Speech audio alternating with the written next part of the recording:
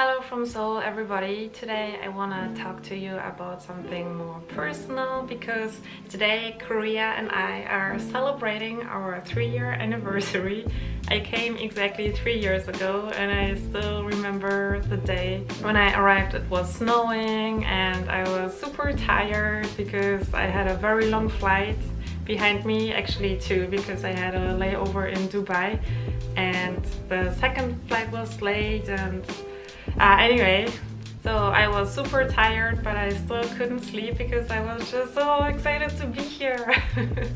At first I only wanted to stay for 6 months, but fast forward, it's been 3 years and I will still stay a while. I really like it here, and during that 3 years I learned a lot about the culture and also about myself, and I want to share this life lessons with you that I learned since I'm here.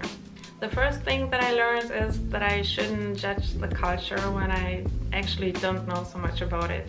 I believe that there is no right or wrong when it comes to culture, and I tend to judge things quickly, things that I don't like or the attitude that people might have, but when you actually understand where it's coming from, then it actually makes sense. So the exact same action from the point of view of two different cultures can mean two very different things. I think tipping culture is a good example. Tipping is very expected and it's a normal thing to do and polite. But in Korea there is no tipping culture, and if you do it then it seems condescending and like an act of charity, so it's actually offensive. Another example is how you hang up after having a conversation on the telephone. So in Germany, for example, when you finish a phone call, then you say like, yeah, it was nice to talk to you, and say hi to your mom and have a nice day and whatnot. Whereas in Korea, you get straight to the point, you ask certain questions, and then when you're done, then it's just like nah nah, which means like yeah okay, and then you just hang up without even saying bye or have a nice day. And at first I was very offended by that kind of behavior. I remember when Singon and I started to talk on the telephone, I thought, man, he must really hate me. Maybe he did. It's just how things work. You're done with your call, you hang up and moving on. The second thing that I learned is that it's okay to like cute things. Maybe these days it's already different, but when I was growing up and I was a teenager, when you like the color pink or you like Hello Kitty or cute stuff in general and you're over 13 years old, then that's considered immature and childish, and other people could make fun of you because of that. And in Korea it's totally okay and accepted, and that's so refreshing because you see a lot of women on the subway and they are very, like grown-up ladies that are very sophisticated, but then they have this really cute phone case or card holder. Or you see couples out on dates and the woman is holding a stuffed animal that she got from her boyfriend or husband, and it's not a big deal and no one would judge you because of that. And I think that's really nice, and there is no discrimination of colors. Men are also wearing pink and I'm totally up for it. The third thing that I learned is that keeping friendships is hard. When you live far away from your friends, then the kind of contact you have will change, obviously, and you are literally living on the other side of the globe, or I mean, at least for me that's the case, and there is a big time difference and you don't share common events anymore, and your entire life just takes place somewhere else now. Especially when there are misunderstandings, you can't just drop by and talk about it and hug it out and be done with the problem. That might sound a little bit harsh, but I think if people can't understand that, then you're probably better off without them anyway. I think that's also why I tend to have foreign friends here, because They know how it's like to live as a foreigner here in Korea. You can relate to each other a lot and you're going through very same situations. But on the other hand, you will find out who your real friend is, and you will also make new friends here. And needless to say, the number of friends that I had back in Germany decreased a lot, but I'm really happy with the ones that are left behind, and I'm also really happy with the new friends that I made here. Hi Shannon!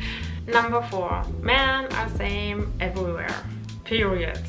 With K-pop and K-drama getting really popular these days, I noticed that a lot of girls have that idea that Korean men are super cute and romantic and oh so nice, but that's of course not the case. Korean men are just like men everywhere else, and that's not good or bad. I mean, that's just how it is.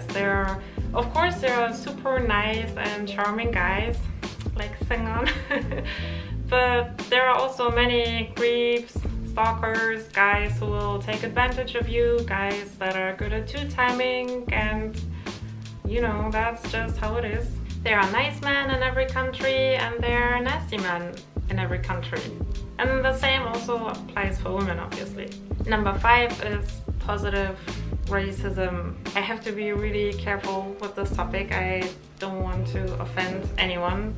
I experienced a lot of positive racism here, and I was in many situations with Koreans where I felt very awkward, and I was told that being white is considered a good thing, it's valuable. And I tried to communicate that I'm just, you know, a normal person and that they can act towards me like they would act with any other person. And the problem is that they don't really think that they're racist because they see you in a positive way. But even if it's positive, racism is still racism. People will see you as a status symbol and they will think it's cool to hang out with you. And some people will also see you as an English teacher for free.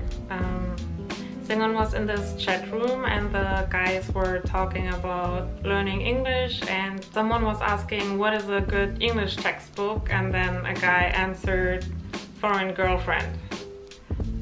She left the chat room right away, but I think that kind of example shows pretty well what kind of attitude some people might have towards you as a foreigner.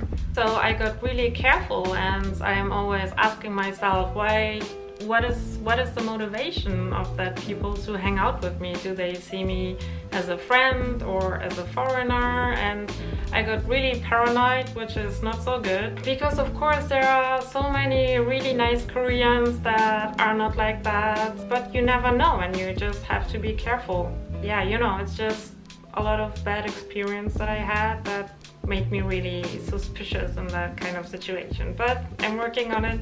The last thing that I want to talk about is that Korea can become your home if you surround yourself with the right people or animals. Even if the cultural differences are really big, no matter where you are, it can really become your home country and actually really feel like home. It's not the weather, it's not the food, it's just the people that make a foreign country really make you feel like you're at home. To end this all on a positive note, I'm sorry that I got a little bit moody. You know, many have good experience, bad experience. I think it always comes together, but no foreigner that I ever met here actually regrets coming here, and I think that's a really reassuring thing, isn't it? So if you want to study abroad or do a working holiday or whatever reason you have for coming to Korea, I can highly encourage you to do so, and I think it's totally worth the experience. Just go for it. It will be great. Thanks a lot for watching today and see you in the next video. Bye bye.